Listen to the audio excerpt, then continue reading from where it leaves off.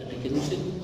Para todos nosotros es un honor que nos acompañe el maestro de América Latina aquí y nos va a dar una exposición. Pongamos todo nuestro cariño, todo nuestro aprecio de tenerlo aquí y sepa que está en su casa, tome su cátedra. Aquí hay gente que lo viene siguiendo de muchos años. Entonces, y qué gusto también que esté junto al doctor Bautista Segales. Yo creo que el mundo sabe que el pensamiento universal que va a arribar al ámbito universal es el de la filosofía de la liberación. Y es una filosofía de la liberación pensada desde la región del pobre, del dominio. ¿Quién mejor para hablar de Marx, ¿no? De ese gran pensador que el doctor Dussel? Entonces se queda con nosotros el doctor Enrique Dussel. Gracias.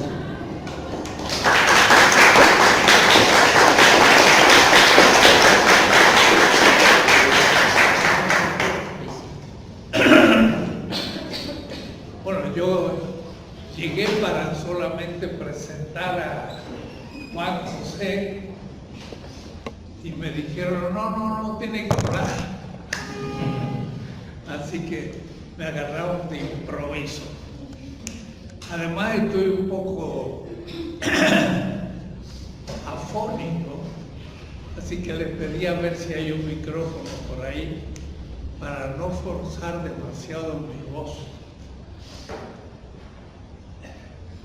Me dijo Juan José, pues ponga algo sobre Marx, que realmente es un pensador que será más y más leído en el futuro ante la crisis del capitalismo, pero una crisis mucho mayor de la que pensamos.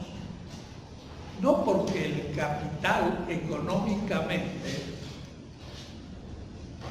se termine, sino porque lo que se termina es la vida en la tierra y el capital mata la vida.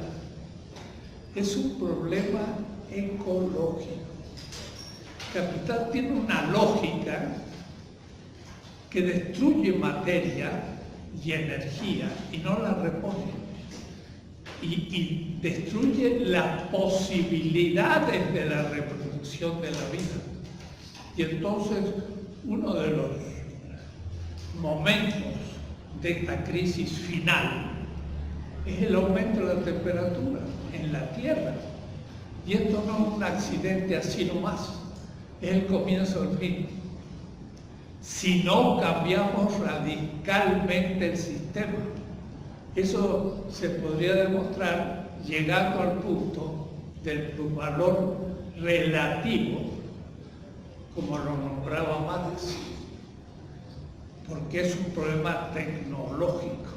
La técnica está destruyendo la posibilidad de la reproducción de la vida.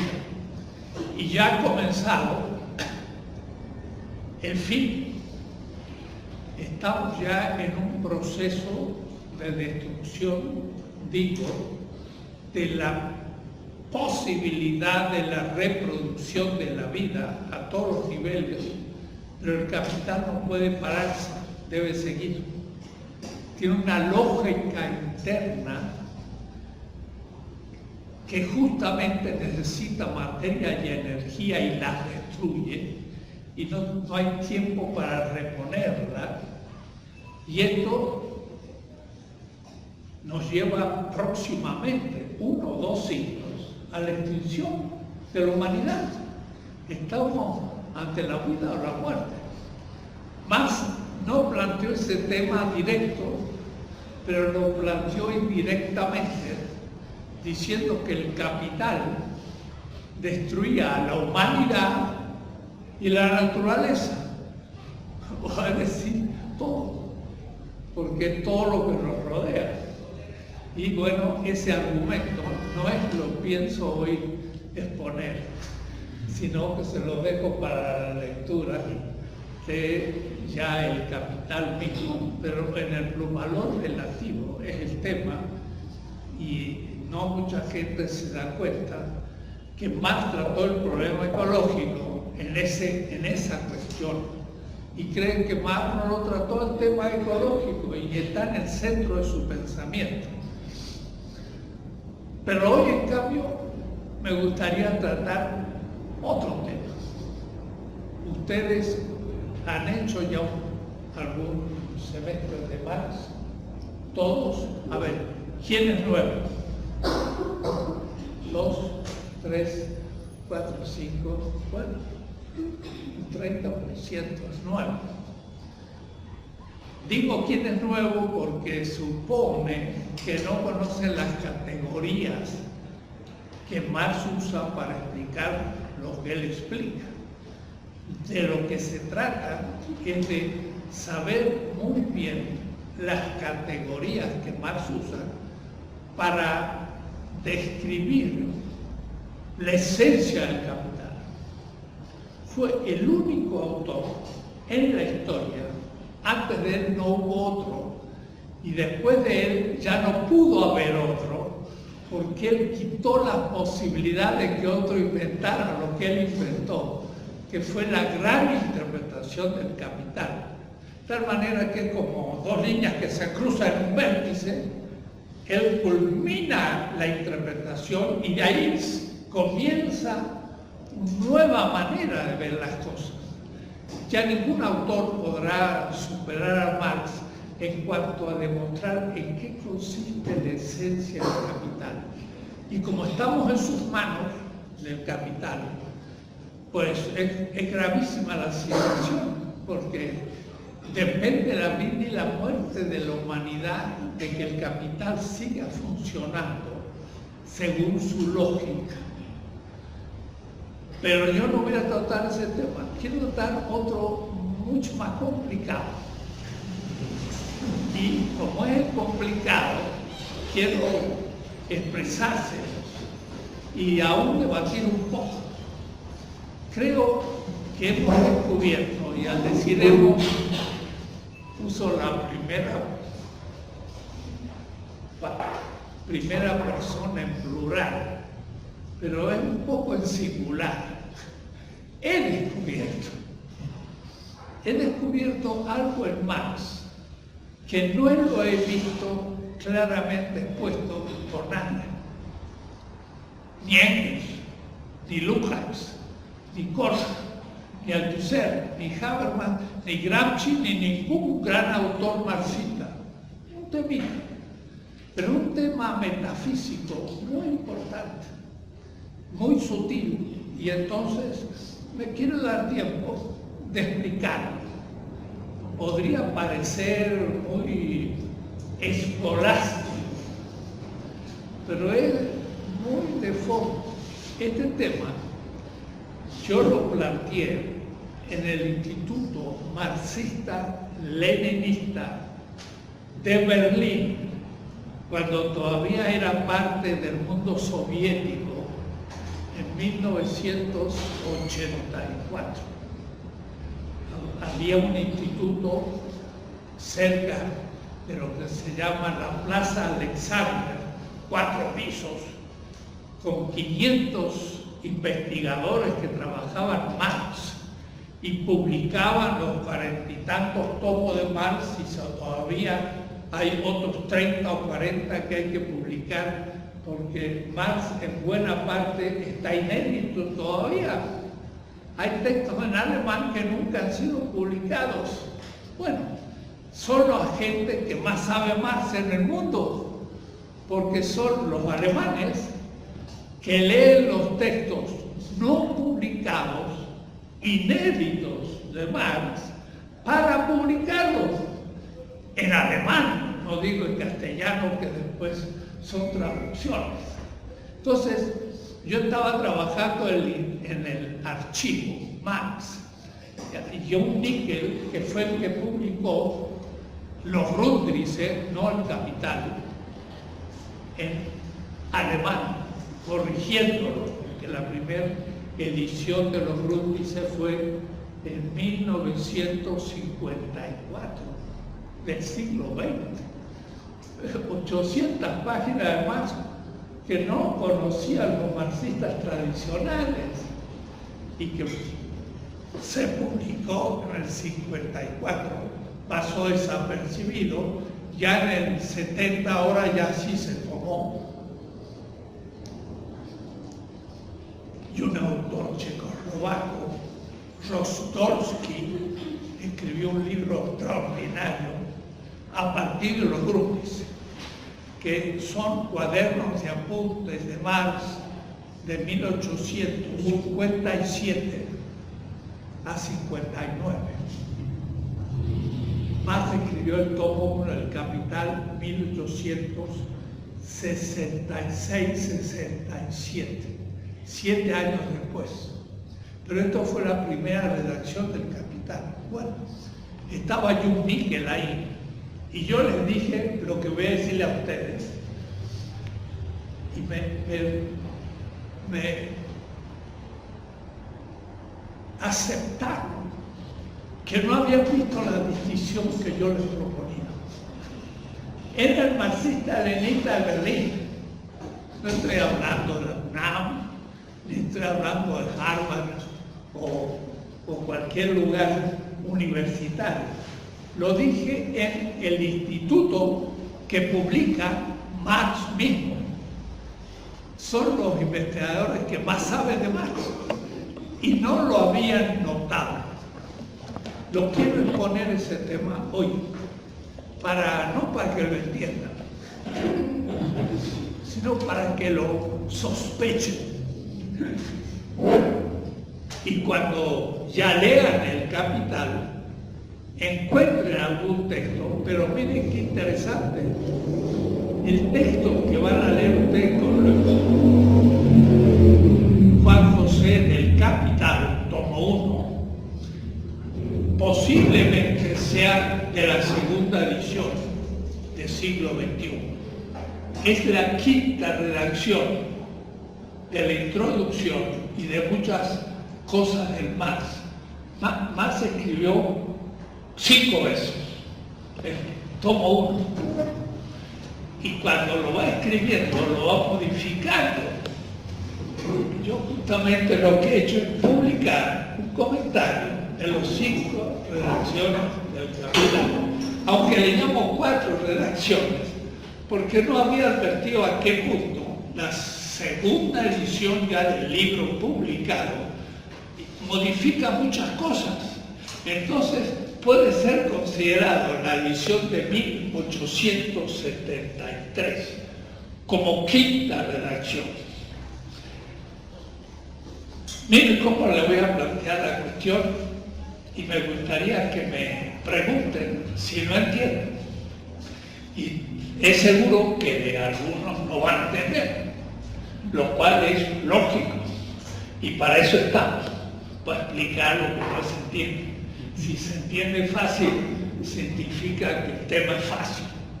Si no se entiende, significa que el tema es un poco más difícil.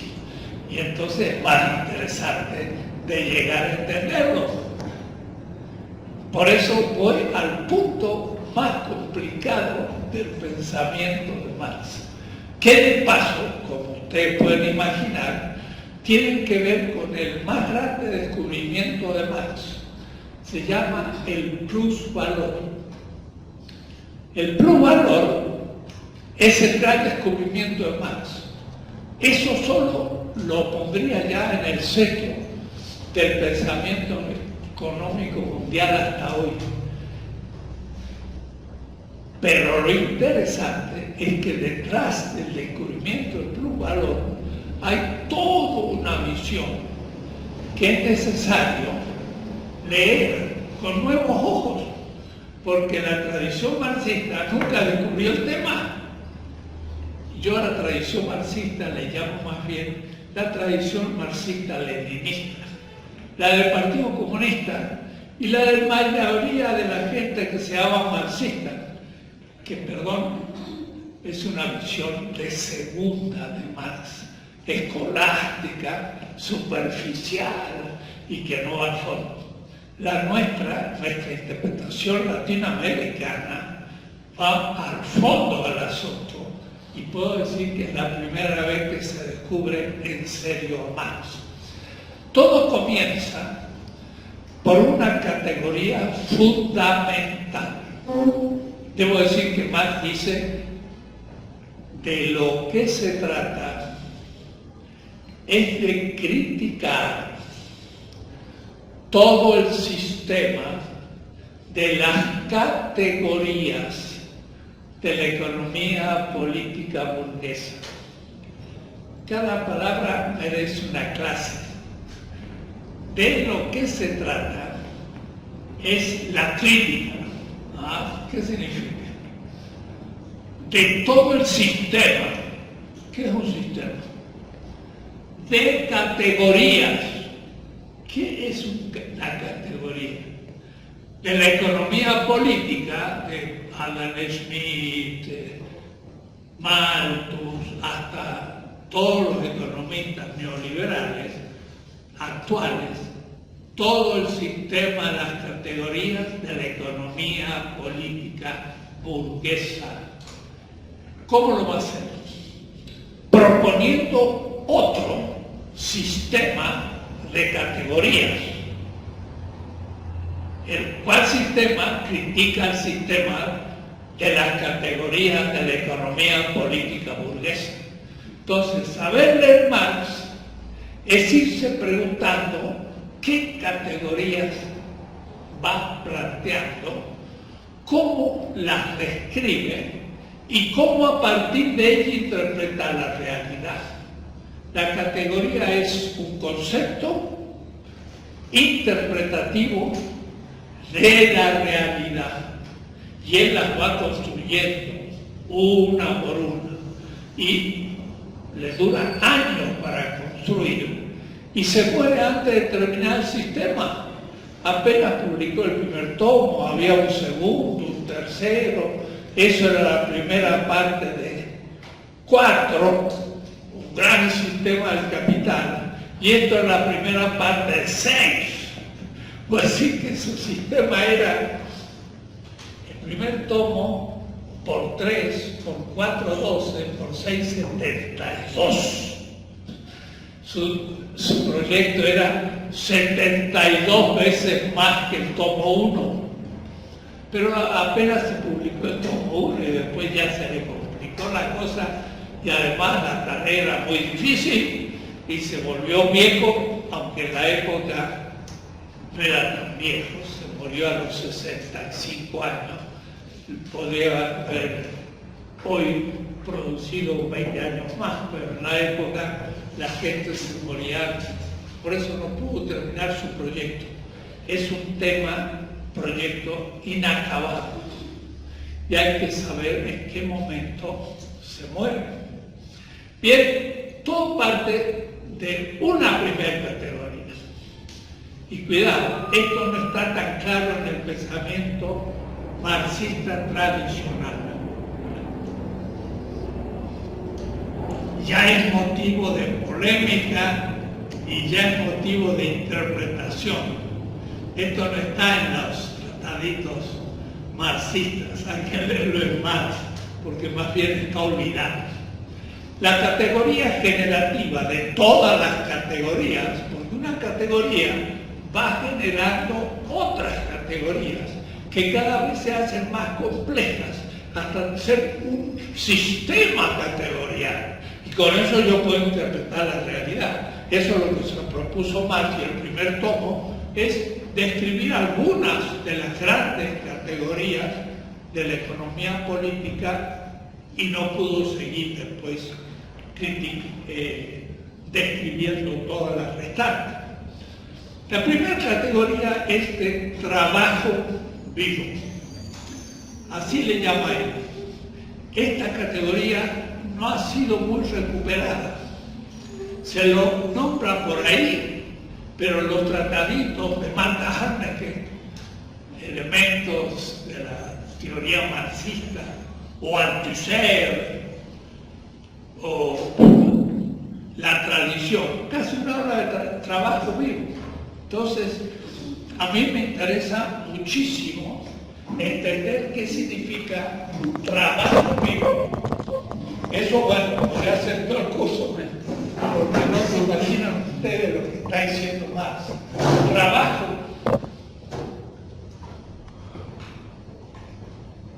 vivo.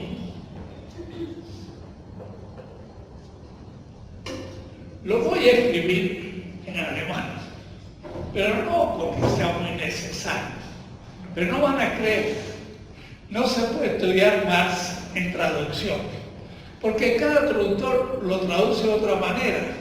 Y entonces yo no sé qué está traduciendo, y al menos no sé lo que piensa Marx. Lo que hice yo durante más de 10 años, es decir, 18 semestres de trabajar en grupo a Marx, leyéndolo junto, era leer las traducciones castellanas, pero siempre remitirme al alemán para saber si la traducción era buena y podíamos cortar. Leben en alemán es vida. Lebendige es estar vivo. Y Arbeit, lo voy a hacer así, pero en realidad es una palabra, es trabajo. Trabajo vivo. ¿De dónde lo saca Marx? Bueno, es la filosofía del derecho de Hegel. Habla de que el derecho, la política, tiene que ver con la voluntad. Bueno, será largo explicarle qué significa eso. El poder es un tipo de voluntad. La legitimidad es la comunidad que pone su voluntad de acuerdo. La economía no se habla de la voluntad, se habla del trabajo. Porque si yo vendo la botella, primero tengo que fabricarla. Por lo tanto, hay trabajo. El problema de la economía es trabajo. Pero el sujeto humano como trabajo, el ser humano como trabajo, el sujeto como trabajo. Trabajo vivo no es más que la subjetividad humana como corporalidad viviente que trabaja. Todo mi cuerpo, pero no mi cuerpo, porque no hay alma. Es toda mi corporalidad, porque el cerebro es parte de mi cuerpo, y con mi cerebro yo pienso, yo amo, yo cumplo todas las funciones del alma, que no existen en el pensamiento semita. Y como Marx era judío, tiene una antropología semita. En fin, yo tengo un libro que se llama El humanismo semita. Entonces de ahí yo me entendí que Marx pensaba en judíos, no en griegos. Y entonces empecé a entender cosas que los marxistas no conocían, porque creían que Marx solo había estudiado Hegel, pero no sabía que venía de una familia judía de rabinos de 400 años en Alemania y su terminología era semita. Eso es un descubrimiento, no un descubrimiento, pero un descubrimiento de coherencia de un servidor. La corporalidad viviente es unitaria. Bueno, el mito semita es resucita, pero no hay mortalidad porque no hay alma. Entonces, es una antropología, una visión de la historia. Bueno, no les voy a explicar tantas cosas. Son semestres enteros de trabajo. El sujeto humano es un trabajo viviente, o mejor, un viviente que trabaja. Ese es el punto de partida. Esa es la categoría madre. Sería la madre de todas las categorías. Como decían que es la madre de todas las batallas. Bueno, el trabajo vivo. El trabajo vivo no tiene valor. No tiene valor.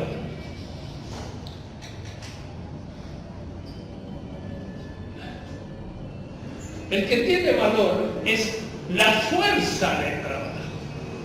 Pero la fuerza del trabajo no es el trabajo vivo. Entonces, el trabajo vivo tiene la fuerza del trabajo.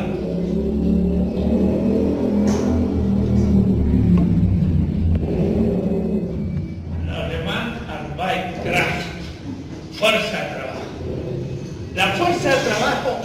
tiene valor. Tiene valor. Tiene valor. Bueno, ustedes al leer al Marx van a ir sabiendo qué significa valor. Bueno, yo voy rápido hoy porque quiero descubrir otro tema.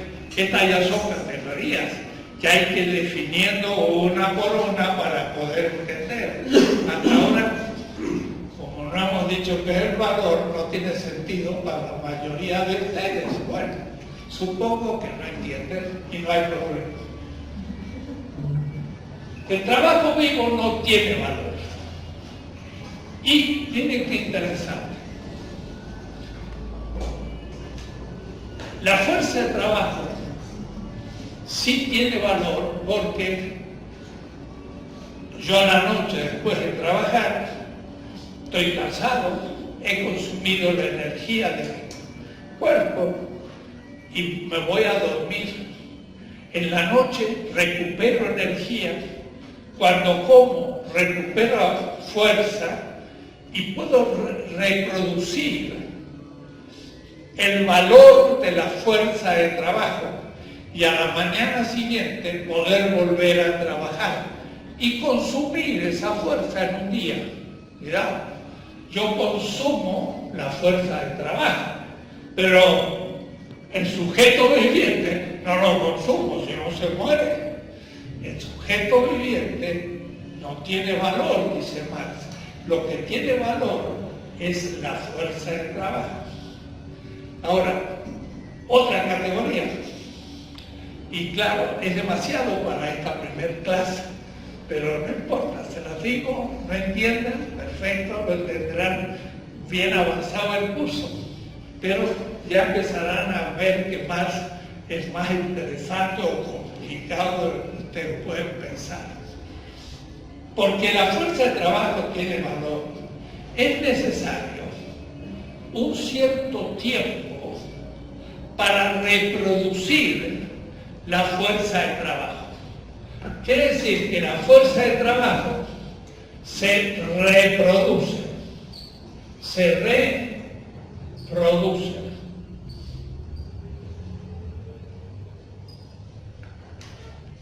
¿Por qué me ponen el micrófono acá arriba? Para que tenga yo más. Bueno, no, aquí lo tengo, no sabía. La fuerza de trabajo tiene valor y reproduce la fuerza de trabajo cuando como o descanso y al día siguiente vuelvo a trabajar y lo vuelvo a consumir. En principio, el salario paga la reproducción de la fuerza de trabajo. El salario, aquí, el salario, que es dinero, tiene un valor, dinero, y paga para reproducir la fuerza de trabajo. Y más le llama que se necesita un tiempo socialmente necesario para reproducir el valor del salario. No es lo mismo fuerza de trabajo que el tiempo que necesito para reproducir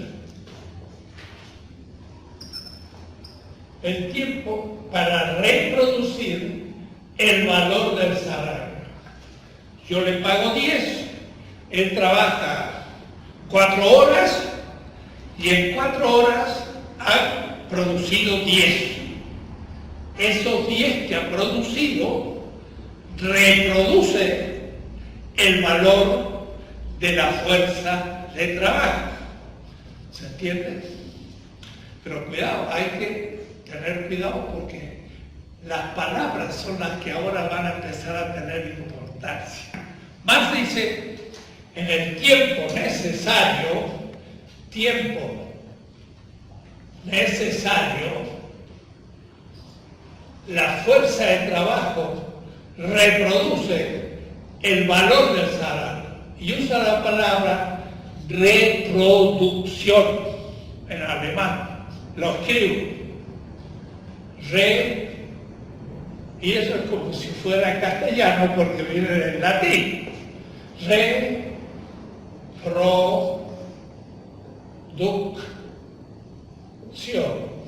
o con Z. Lo escribe con eso Z. Reproducción. Entonces, el trabajo vivo pone el trabajo que en el tiempo necesario reproduce el valor del salario. Pero además después sigue trabajando. Hay un plus tiempo de trabajo. Entonces le escribiría así: yo hay un más tiempo de trabajo. En 4 horas se reproduce el valor del salario. Pero después sigo trabajando 4 horas más. En esas 4 horas más, Marx dice: el trabajo vivo ahora pone el plusvalor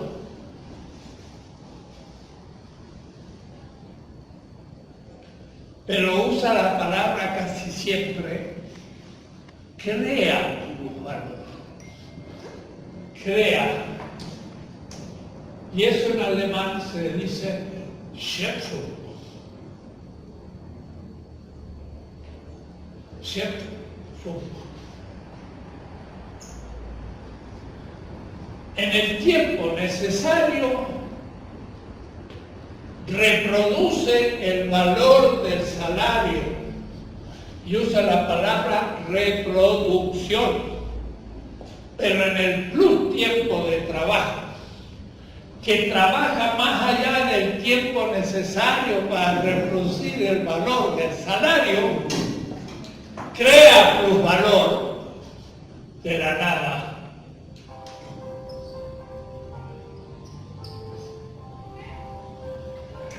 Voy a apagar.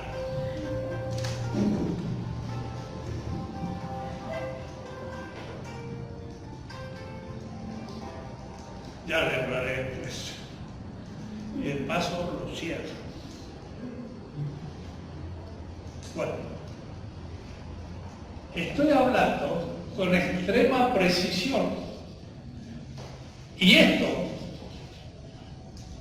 nunca lo había descubierto nadie. Ni Engels. ¿Qué le parece? ¿Y qué significa eso? Significa una revolución categorial tremenda. Dice Marx, Torrell, un economista burgués, pretende que el plusvalor de donde sale la ganancia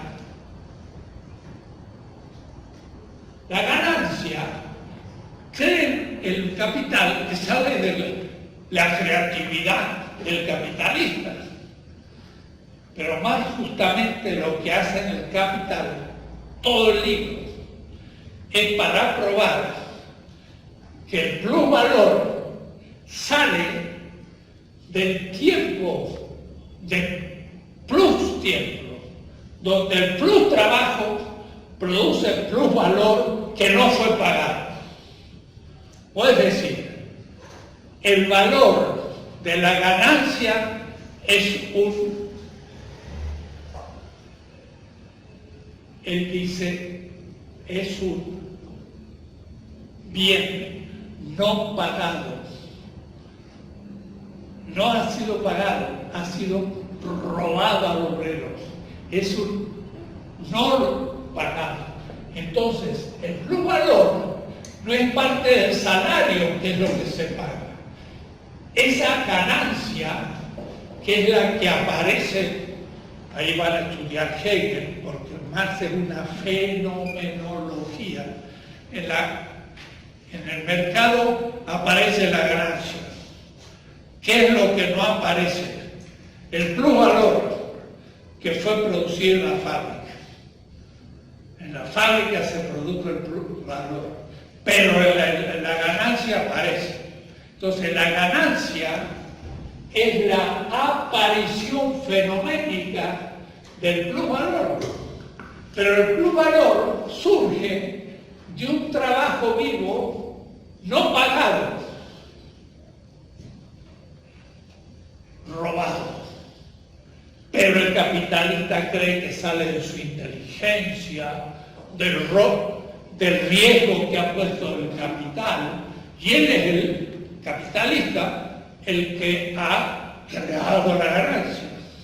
Y por eso dice Max Torrell, que es un economista burgués, cree que la ganancia sale de la nada o del capital, pero está saliendo del trabajo vivo no pagado.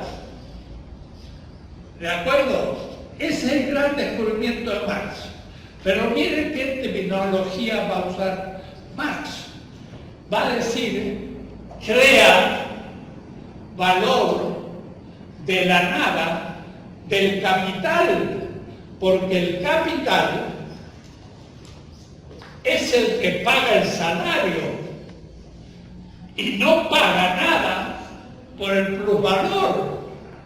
Quiere decir que el plusvalor se crea desde la nada del capital que no pagó nada por el plusvalor.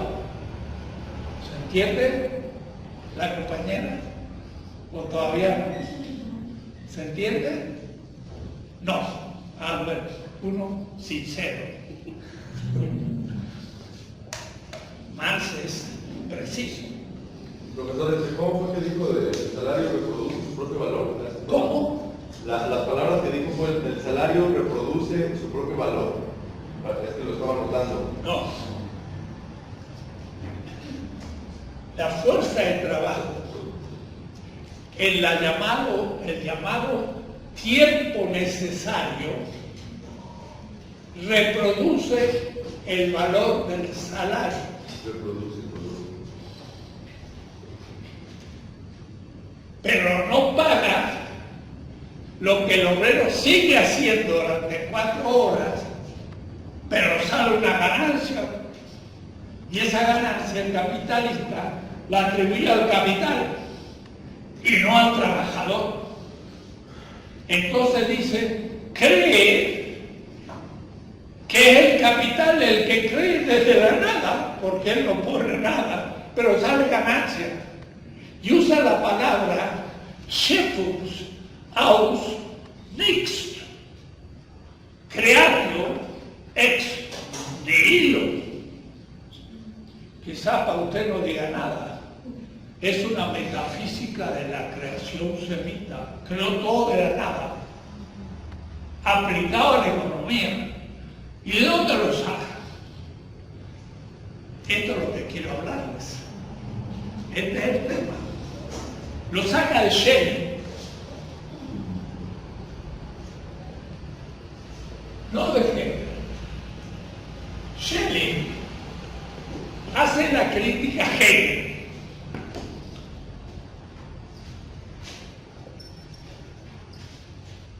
Y como los dos eran medio teólogos, entonces es una disputa acerca de Dios.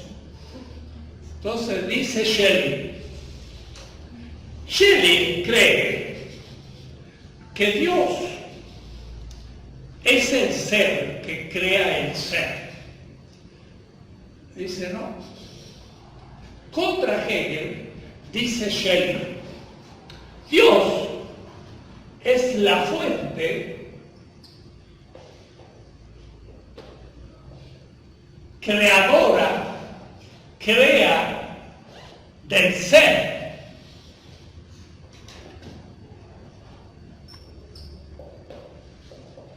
Dios no es el ser, es una fuente fuente, en alemán, Quelle.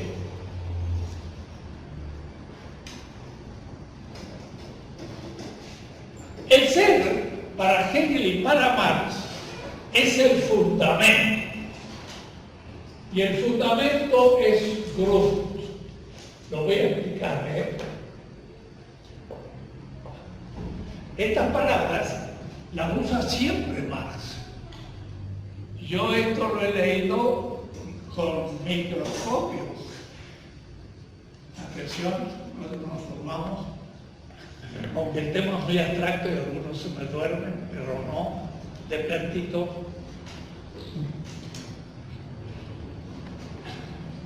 Más dice, el trabajo vivo es la fuente creadora del capital. ¿Qué es el capital?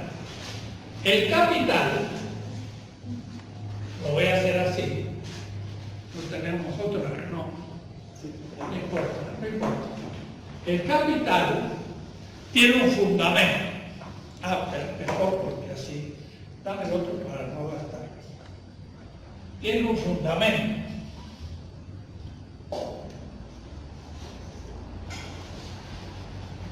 El fundamento de una totalidad es el ser. El ser y el fundamento es lo mismo. Y el fundamento se dice Grund. Para Hegel, Dios es el fundamento que crea el fundamento, pero en realidad que se determina, porque es parteísta. Schelling dice, Dios es la fuente creadora del ser, el ser del capital. ¿Qué es? Es el valor que se valoriza. Lo van a estudiar todo esto, Valor que se valoriza. El valor que se valoriza significa el valor que crece. ¿De dónde crece? De la absorción, subsunción, de plusvalor. Porque pone 10 como salario y pone 10 para la madera y los instrumentos para hacer la mesa. Puso 20 el capital, el salario y los medios de producción. Pero a la mesa la vende por 15. ¿Y dónde salió el 5? Salió de los 5 no pagados como plusvalor. Y por eso que el valor de la mesa es 15, aunque haya gastado gastos de producción 10. Pero esos 5, el capitalista dice, ¡ay, qué bueno! Aparecen por la creación del capital, y más dice, la pretensión del capital es que la ganancia surge de la nada. ¿Y de dónde surge? Del trabajo vivo, no de la nada. Entonces, el trabajo vivo es la fuente. El valor que va creciendo como capital es el ser y es el fundamento. El trabajo vivo es la fuente creadora del ser. Y ustedes no se dan cuenta de lo que estoy diciendo. Estoy diciendo algo que el marxismo nunca descubrió. Era una formulación metafísica semita de la economía desde la doctrina de la creación de la nada. No sé si se dan cuenta. No se dan cuenta porque lo ignoran todo todavía. Pero si supieran mucho, dirían, profesor, usted dice una barbaridad, no puede ser que Marx diga eso. Marx está aplicando Schelling, que dijo que Dios era la fuente creadora. Marx deja de lado a Dios y dice, el trabajo vivo es la fuente creadora del capital. Es la fuente. Y es la creadora del ser, porque es la creadora del fundamento del capital, que es el valor que crece. Esto supone la superación de Hegel. Ahí Marx supera a Hegel. No que Hegel era un idealista y Marx un materialista. Es una estupidez. No. Marx está diciendo que el trabajo vivo es anterior al capital, que comienza, y van a ver en los roots, dice, bueno, ya no, pero en el capítulo 2 del Capital, dice Marx, el capitalista tiene la suerte de ver en el mercado una fuente creadora de valor. Cuidado, muchas veces lo traducen una fuente productora de valor. Y al decir productora, se le escapó el concepto de creación, Schöpfung. Y entonces ya no se entiende nada de lo que dice Marx. Sí, el capitalista encuentra en el mercado junto a la madera para hacer la mesa y la sierra para cortar todos los instrumentos, una fuente, y usa la palabra fuente.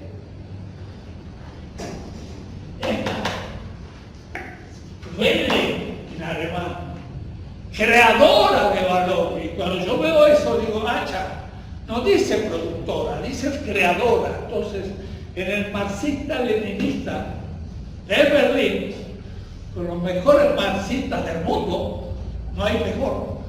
Ni en Estados Unidos, ni en Inglaterra, ni en América Latina, son los alemanes que producen Marx. Le dije, vieron ustedes la diferencia que usa Marx, que cuando habla del plusvalor se refiere a una fuente creadora, y cuando habla de la reproducción del valor del salario usa la palabra producción, porque producir es tomar algo y de ahí producir, pero crear es no tomar nada, poner algo sin antecedentes.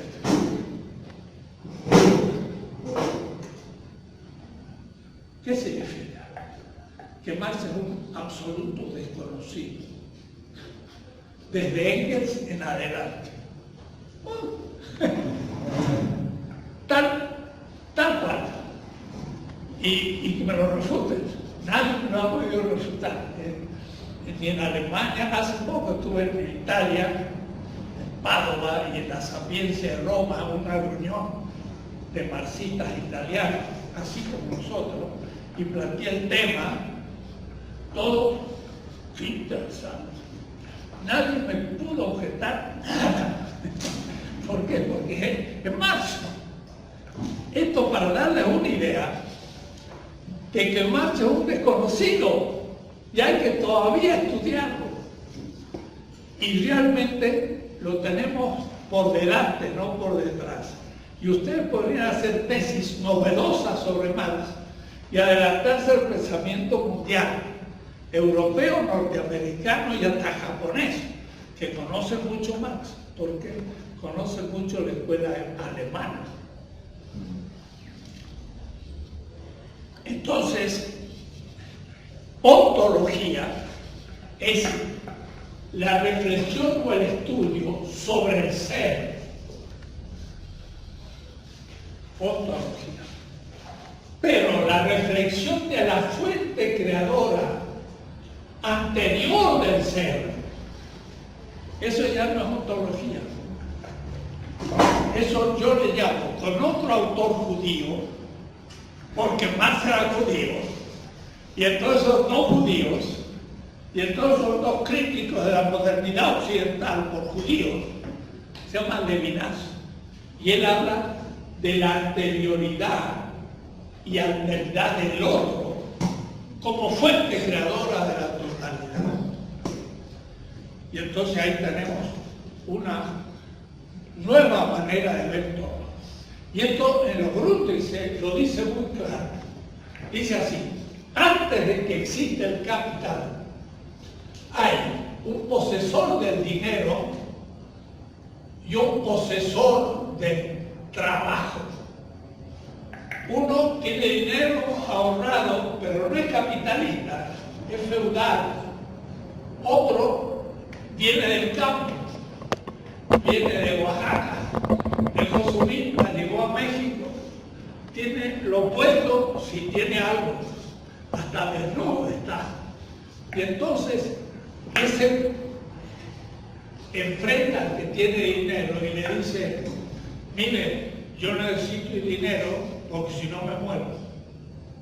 Y entonces Marx analiza eso en los Grundrisse.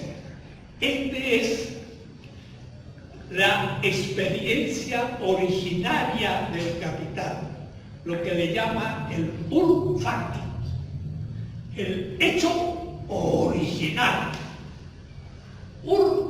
Original, factum. Uno que viene del campo y otro que tiene dinero. Negativamente, dice Marx, el que viene del campo no tiene nada, ni tiene madera, ni serrucho para hacer una mesa, ni tiene casa, se muere de hambre, es un pobre. Y usa la palabra pauper, es un pobre. Antes de ser clase obrera, antes de la lucha de clases, hay el pobre. Bueno, yo he usado la palabra del pobre y los marxistas me decían: esta es una palabra mística, no es científica.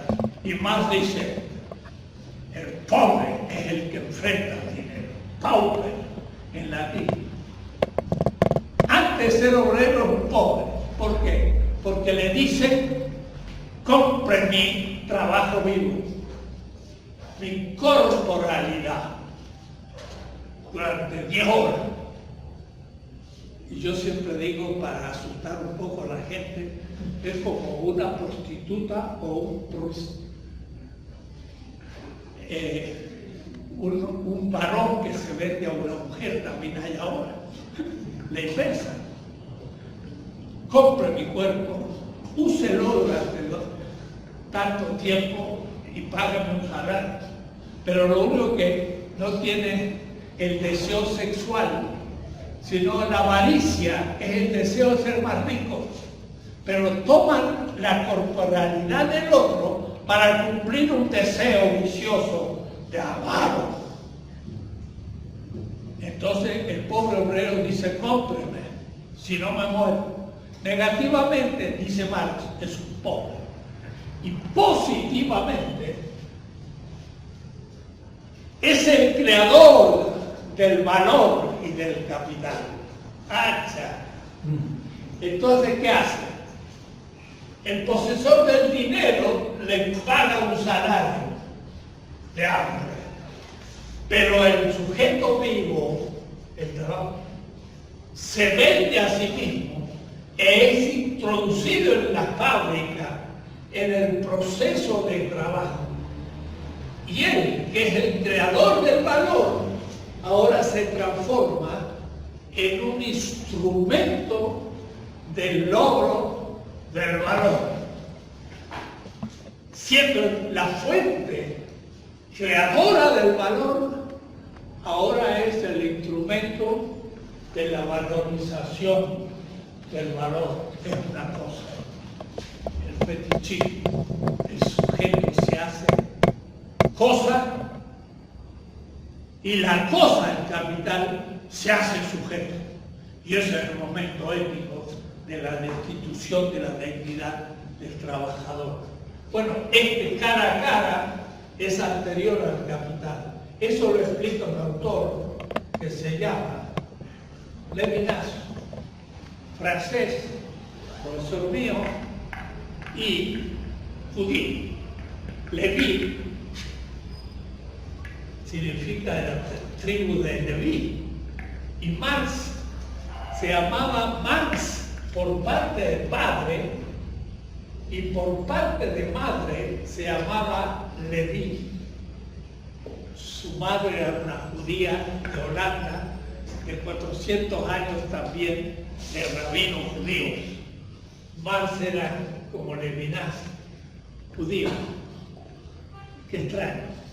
Uno es un filósofo, fenomenólogo y otro es Marx. Entonces mi interpretación de Marx es semita, no griego. Y entonces nadie ha usado esa tecla para entender a Marx. Y sabe Marx, fantástico, nuevo, distinto. He presentado mi libro, miren qué nombre, Las metáforas teológicas de Marx. Marx estaba en contra del ateísmo, lo pruebo. Estaba en favor de una reforma de la teología, lo pruebo. Una cantidad de cosas que los marxistas ni idea tienen. Pero cuando digo los marxistas, estoy hablando de Engels, no estoy hablando de alguno pues actual. Entonces, estamos ante situaciones muy importantes. Esto es lo que quise hoy explicar. Marx está no dentro de una metafísica moderna, sino dentro de la crítica de la modernidad, desde una tradición milenaria del pensamiento judío. Ahora, yo no soy judío, pero me conviene el judaísmo porque es crítico de la modernidad. Entonces han inventado una filosofía que me viene como anillo al dedo, como latinoamericano. Y descubro de pronto un Marx distinto. Entonces a Marx hay que leerlo con ojos nuevos. Todo lo que dicen los manualcitos, mire, quémelo, no sirve para nada. Nada, ni Lucas, porque habla de la totalidad como única categoría, que es la totalidad, y no la exterioridad. Entonces el propio Lucas, que es un gran filósofo marxista, no funciona. Y la escuela de Frankfurt, qué cosa, es eurocéntrica, colonialista. Y entonces tenemos que empezar de nuevo. Es muy importante. Bueno, yo iba a hablar 5 minutos, pero se me extendió. Quería explicarles este tema. Es el más escandaloso, aunque para ustedes quizás sea el más incomprensible y no tenga ningún sentido. Porque si fueran ustedes marxistas, entonces sí que estarían o enojados o admirados. Enojados porque diría, usted profesor está cambiando las cosas y no sé, bueno. Y admirados porque dirían, yo era marxista, pero tengo que empezar a hacerlo. Porque hay que empezar a estudiar Marx. En serio. Y se puede. Y a fondo. Y ninguna palabra no dejada de entender. Hay que llegar a ese punto. Marx es un gran crítico y es la llave de muchas otras cosas. El que no estudia Marx ante el mundo actual es un ingenuo. Y no me importa yo personalmente que el que lo lea se haga marxista, no, pero que pierda la ingenuidad. Y el que era marxista, que lo sea serio, lo cual le va a costar. Entonces, Marx vale la pena. Ahora, destruya lo que he dicho.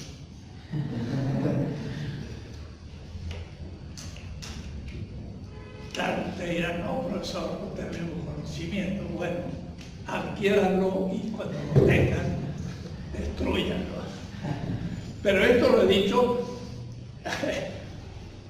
en los círculos ya de marxistas de las grandes ligas, en Italia, en Estados Unidos, hasta en Alemania, Heinrich, que Juan José lo conoce, está escribiendo 5 tomos de una biografía.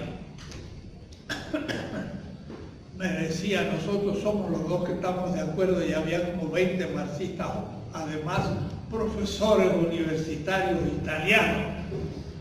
Pero entendía que los dos estábamos de acuerdo, un alemán que conoce mucho a Marx, y lo demás todavía, bueno, con el Marx tradicional. Porque esto pone en cuestión todo. Y enseña a pensar muchísimas cosas de la realidad. Maestro.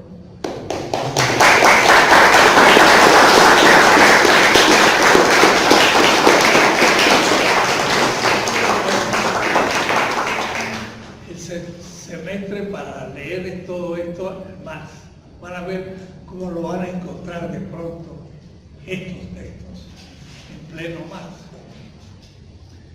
Preguntas.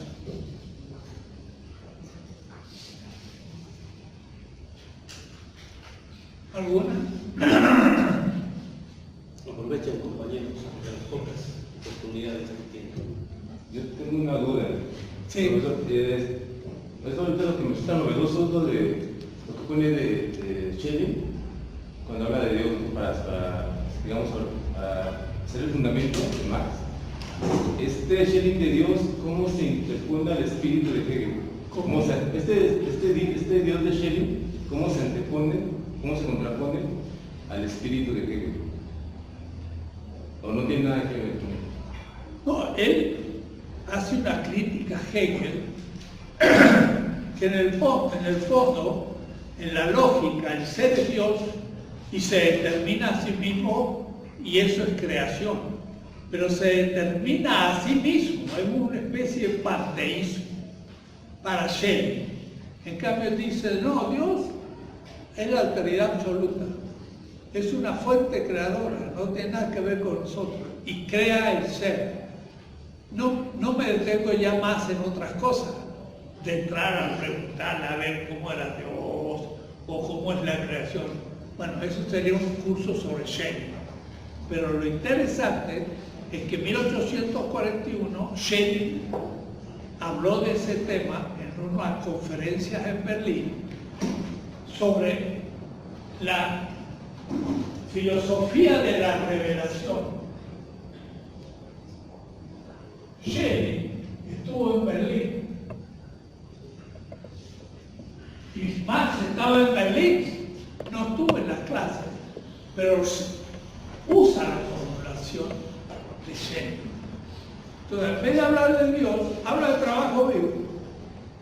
En vez de hablar de la creación, habla del valor, pero usa la fórmula, el trabajo vivo es la fuente creadora del valor, con lo cual le permite entender el capital. Aplica un tema que Schelling aplicaba a Dios a la economía política. Es un poco desconcertante. Y al entenderlo, uno entra a fondo al tema.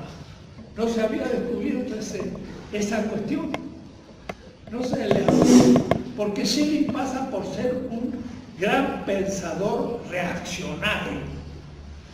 Cuando Lukács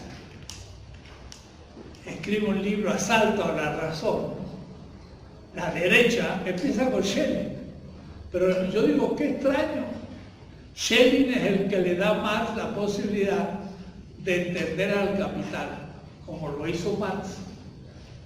No era tan reaccionario, se le podía interpretar de otra manera. Pues sí, es un poco la excusa tomar lo que Schelling le aplicó a Dios, aplicarlo al sujeto humano.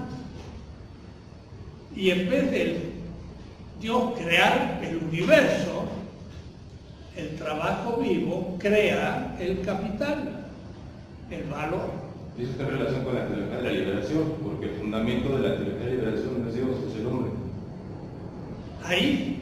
No, ya aquí en América. Digo, estaría en relación a... No, pero eso ya sería tú ponerte a hacer una especie de reflexión teológica. No, Marx en ese punto no entra, lo usa, punto. No es, entonces Marx pensó que Dios, no, él ni habla de Dios, pero yo veo que usa la fórmula y usa la palabra creación. Entonces ya está dentro de una tradición filosófica semita, y toda su antropología es semita. Él no habla de cuerpo-alma, él habla de carne y sangre. La sangre es la vida, y cuando habla de la circulación del valor en el capital, dice, es circulación de sangre. Es una metáfora semita. Ahora, el valor circula en el capital como un alma, sino como sangre. Entonces, al entender que le está usando categorías semitas, se entienden muchas cosas. La ética, la política, en fin, otras cosas.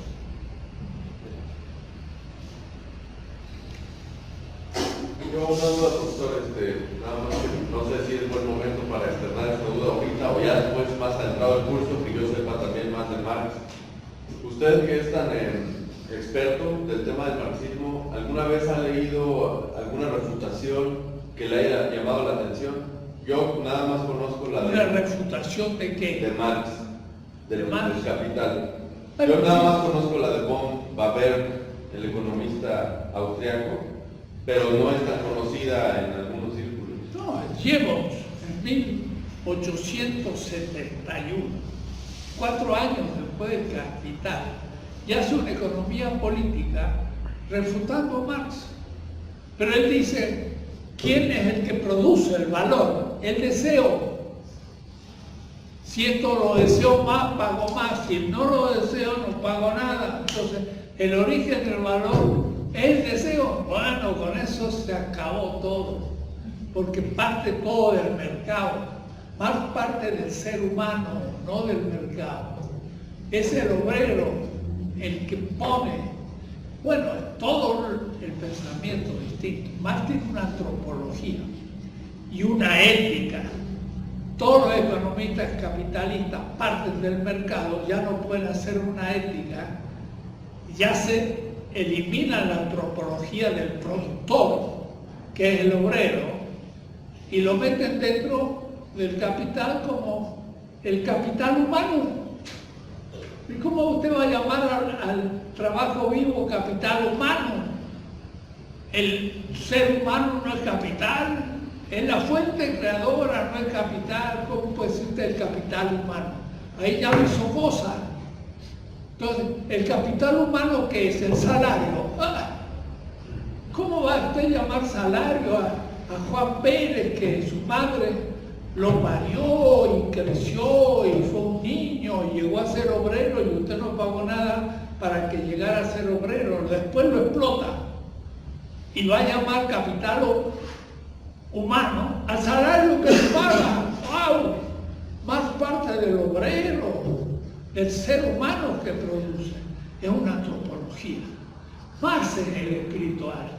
Los capitalistas son los grasos materialistas que hacen del ser humano una basura a nivel del dinero. No, justo a la inversa. Entonces, por supuesto que hay muchas críticas a Marx, todos son, ni entienden lo que dice Marx y lo critican. No lo entienden. Claro que he leído críticas, pero no convence. Los grandes argumentos de Marx son muy fuertes y surgen: soy un ser vivo, tengo necesidades y las necesidades las cumplo con mediaciones. Necesito beber y entonces tengo necesidad de beber, y el agua tiene valor porque es una mediación para quitarme la sed y poder vivir. Y entonces uno empieza a construir categorías desde el ser humano. Otra pregunta, profesor. Yo anteriormente había leído un libro del Capital, pero estaba muy reducido. Entonces me quise meter a este seminario porque, pues, ¿cómo se va a comparar una obra de 9 tomos con la versión que yo leí? pero yo en un principio no sabía que la versión que yo leí estaba tan reducida, ¿no? Porque ya me habían dicho, es que hay una versión chica y una versión larga. Y la versión chica que yo tengo, que yo leí es esta, pero es un librito bien chiquito. A ver, Es esta. No sé si es nueva, apenas está saliendo. sí, quizás son otras. Nada más pasan todos los capítulos, pero muy reducidos. Bueno, lo de menos es que estén reducidos. Si están bien escogidos, pueden servir, pero tendrían que estar bien escogidos según una interpretación. Si la agarra ortodoxa la interpretación, leninista, no entiende nada. Tengo una duda. Cuando usted se refiere al pobre, ¿sería el pobre anterior al mercado? Anterior al mercado. No, anterior al contrato con el que tiene dinero. Mercado hubo siempre, también en el pueblito de Oaxaca, y mercado había entre los aztecas, así que mercado hubo siempre. Y lo que no hubo fue mercado capitalista. Pero entre los aztecas un puñado de cacao era el dinero que medía el valor de todos los demás productos. Sí, y en este caso, ¿cómo identificaría al pobre en el sistema económico vigente? ¿Cómo sabría cuál es el pobre, digamos, en el Primero, sistema capitalista? es el que se ofrece al capital, golpea la puerta de Bimbo y mire qué cosa, dice, ¿no tiene usted trabajo? ¿Ya invirtió el tema? Si el trabajo es el obrero, no el señor Bimbo. ¿Cómo que le pregunto si tiene trabajo? Yo pregunto, ¿tiene usted capacidad de que yo ejerza el trabajo en su fábrica? Porque el trabajo soy yo, como que estoy pidiendo trabajo. Ya invertimos la cosa.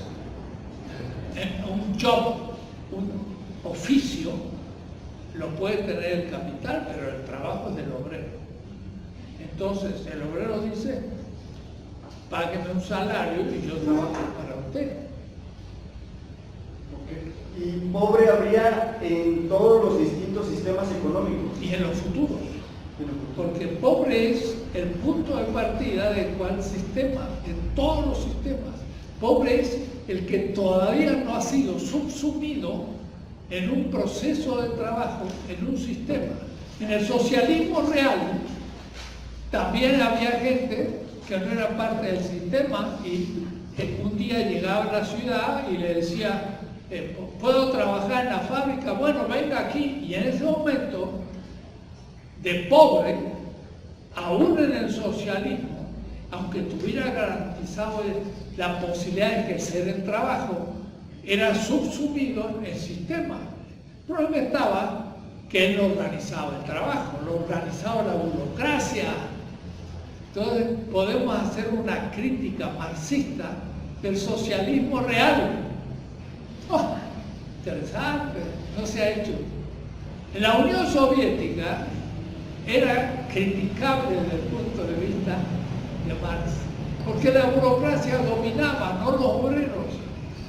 Nunca gobernaban los obreros, no hubo elecciones ni dirigían las fábricas.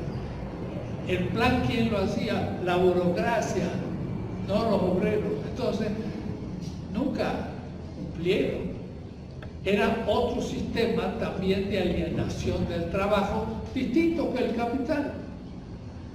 Y en algunas cosas mejor y en otras peor.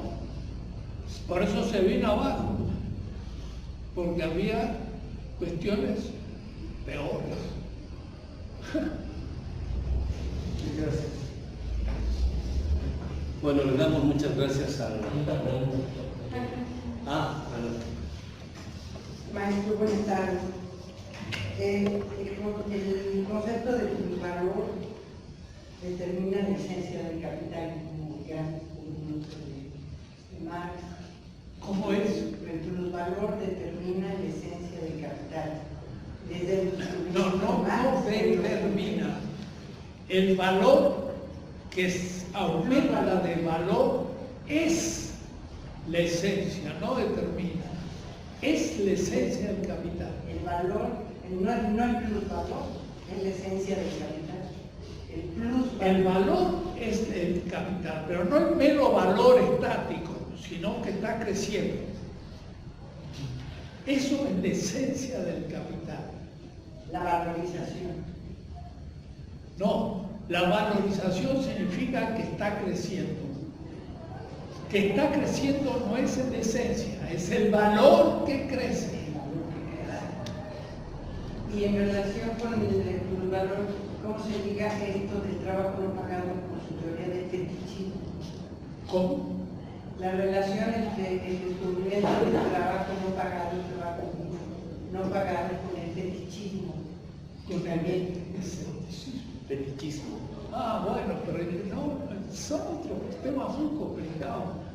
por el encubrimiento, pregunto. No, el fetichismo es justamente no ver que es el trabajo la fuente del valor y creer que el valor vale de por sí. Sin relación al trabajo vivo, ya lo fetichicé. Creer que el capital es el valor que se valoriza sin relación al trabajo. Eso es fetichizar.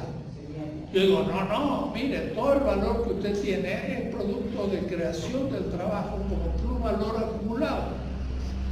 Ah, entonces el obrero, cuando le robo y no le pago, la causa del crecimiento del capital, sí. Ah, entonces yo tengo una visión negativa del capital. No tengo buena conciencia de que soy CEO Slim, que creo trabajo y soy un benefactor de la humanidad. No, usted es un ladrón, pero cree usted que crea trabajo. Lo que hace es explotar a los obreros y pagarles muy poco, y lo que queda sin pagar es su ganancia, y eso es éticamente injusto, es una falta moral. Entonces, qué bueno, usted es bueno, usted es un esclavista, es un explotador, se da cuenta, pero él cree que no, invierte, entonces da trabajo. Claro, da posibilidad a los pobres de trabajar, ¿verdad? Pero ¿cómo? Unos salarios, 2, 3 salarios mínimos que no alcanzan ni para vivir. A ver, señor Slim, viva usted con 4 salarios. Se lo come en el primer sándwich de la mañana, ya se acabó el salario. Ellos creen que están creando riqueza. No, el que crea riqueza es el obrero explotado. Y quieren hacer el aeropuerto para hacer negocio. Después que se hunda, que se corroben las próximas generaciones, ellos hicieron negocio. Además van a tener que hacer negocio para reflotarlo cada vez que se hunda. Todo es un negocio eterno, fantástico, buenísimo. Y hay que ser tonto para hacer un aeropuerto en medio de un lago. Poco más lo hacemos en el Atlántico y entonces ya está. Barbaridad. Bueno, agradecemos al doctor Dussel sus palabras. Ahora ya está inaugurado el seminario, no solo formalmente, institucionalmente, la anterior semana, sino también ahora académicamente por la presencia, las palabras del doctor Dussel. Algunas cosas que decíamos en la sesión anterior respecto de la pretensión de este curso de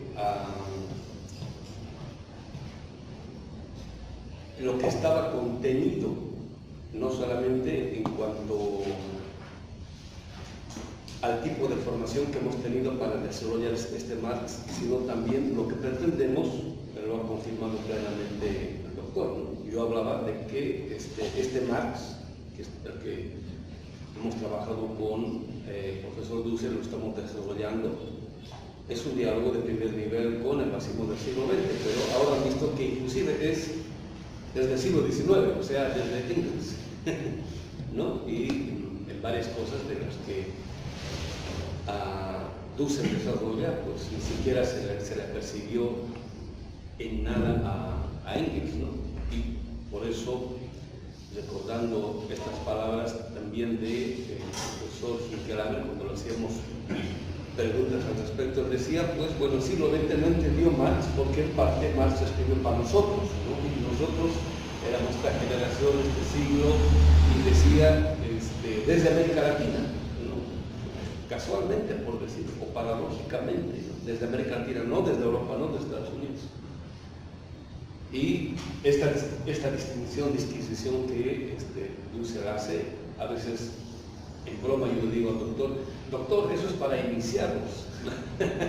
Pero ustedes con el trabajo van a poder llegar tranquilamente a esto, ¿no? Cosa que mucha gente ni se la huele.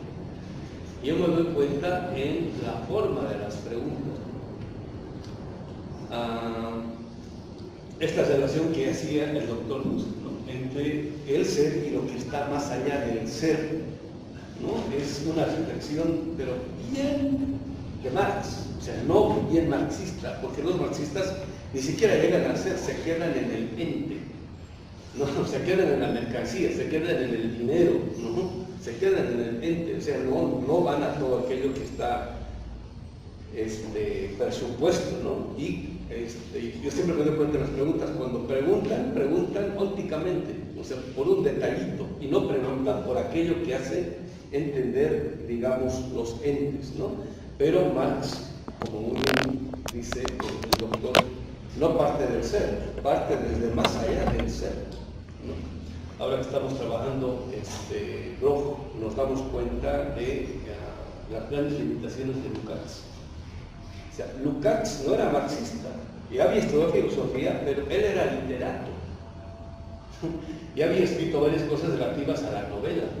Y gracias a su vinculación con Bloch lo vuelve marxista a Lukács, ¿no? Y en esta relación Schelling-Hegel, en bromas le dice Bloch a Lukács, yo pensé que yo era el Schelling marxista y usted el Hegel marxista. Y ahora me doy cuenta que ni siquiera usted llega a eso, le dice a Lukács, ¿no? No, era el chavo, por decir, Lukács, ¿no? Y gracias a la Primera Guerra Mundial, que es un parteaguas, y la aparición de el leninismo, todo eso es que ellos toman distancia. Entonces, bueno, se vuelve marxista, se afilia al Partido Comunista Lukács, se vuelve marxista, todo eso, pero él siempre queda atrapado en el interior del ser, ¿no? Y Bloch era más schellingiano y por eso podía entender y explicar de mejor modo estas cosas que ahora explícitamente lo dice Dussel, y que el marxismo del siglo XX no. Y esto que cuenta el doctor, ¿no? ¿Cierto? Yo no he estado en el Instituto Marxista Engels-Leninista, ¿no? Del 84, he estado en Berlín y he puesto en juego las hipótesis de Dussel y veo que hasta ahora funcionan perfectamente. Y esto que recordaba a Michael Heinrich, ¿no? Michael Heinrich es de nuestra generación, o sea, que de este servidor, o sea, es, digamos, más chavo que Dussel, por decirlo. ¿No? Y es de los más grandes conocedores, respetado por todos, hasta por los editores del Mega, en el que se conoce, digamos, más de Marx. Y aún así, tiene sus limitaciones, ¿no? En el caso de que es, digamos, es más economista que filósofo. Y Marx era filósofo, fue filósofo toda su vida, entonces nosotros dijimos contra Dussel y compañía. Marx hizo filosofía hasta el final de su vida. Y ahora con Dussel nosotros estamos diciendo seculares, porque ahora el problema del fetiche del Dios es secular, no es celeste, ¿no? Son categorías teológicas seculares, terrestres. El problema de los dioses terrestres ya no es el problema de los dioses celestes, ¿no? Entonces, Marx hasta el final de su vida sigue haciendo eso, ¿no? O sea que no solamente, digamos, decimos la barbaridad, ¿no? Que hasta ahora siguen sosteniendo muchos marxistas eso, que va como científico toda su vida y en determinado momento dejó de hacer filosofía. Eso no es así, ¿no? Sino que hasta el final de su vida Marx hizo filosofía, pero también crítica teológica, ¿no?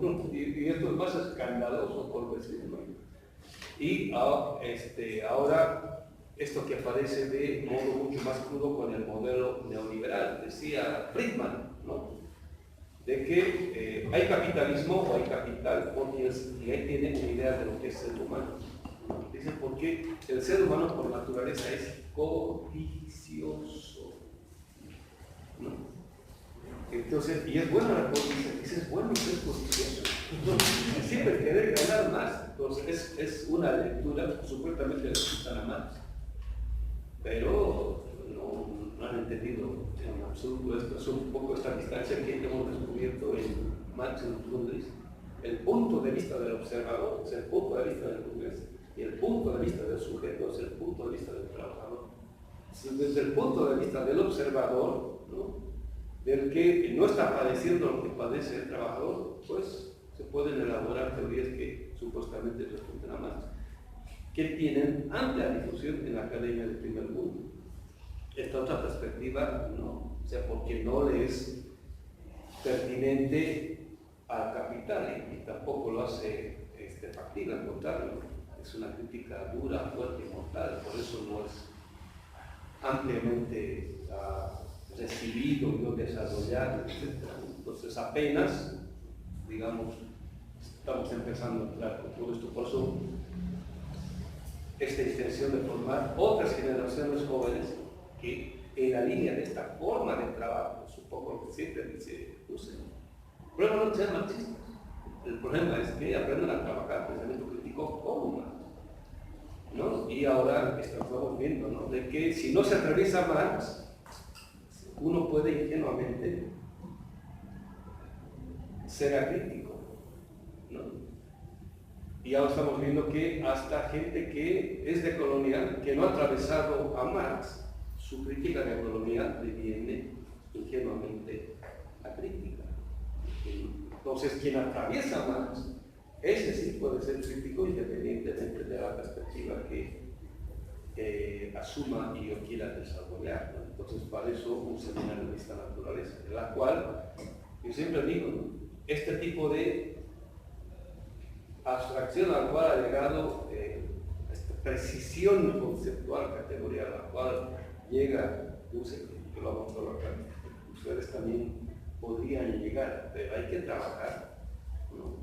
Como el maestro nos ha enseñado a trabajar, ¿no? Entonces, creo que se traía el tomo 6 de la segunda sección del Mega, que es la segunda edición del tomo 1 del Capital, más la comparando, ¿no? Y es lo que dice el doctor. Ahí en las palabras, en el modo como están construidas las palabras, se ve a qué se está refiriendo más cuando está hablando de algo.